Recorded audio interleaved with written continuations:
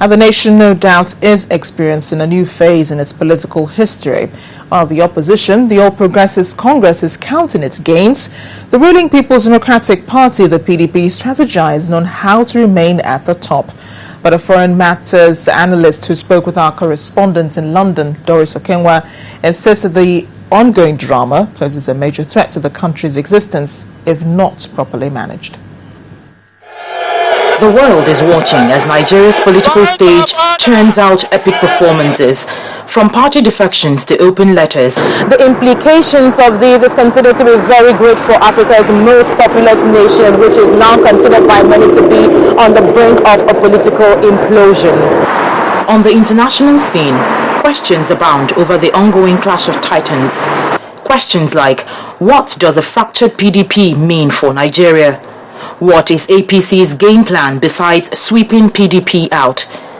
Will this culminate in a very violent 2015 general elections? And following the damning letter by former President Obasanjo, how should President Jonathan's reaction so far be interpreted? International Affairs think tank Chatham House London takes on some of these issues.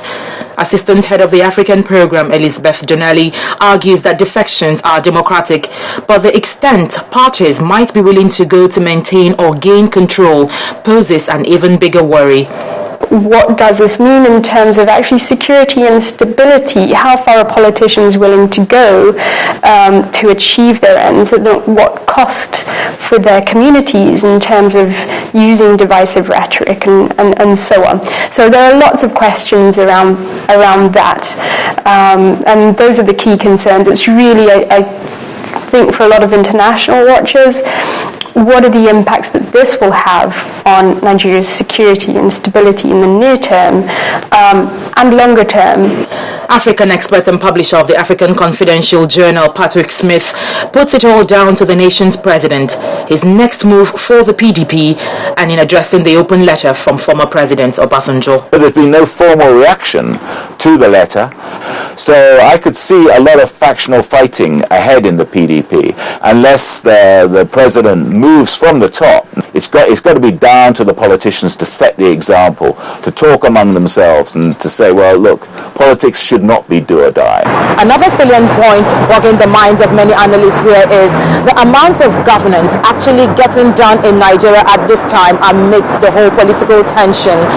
The cliche of what happens when two elephants fight seems very apt in this scenario. But what the masses will do about this, whether they will allow themselves to be trampled upon, is entirely up to Nigerians to decide. Doris Okenwa, Channels Television News.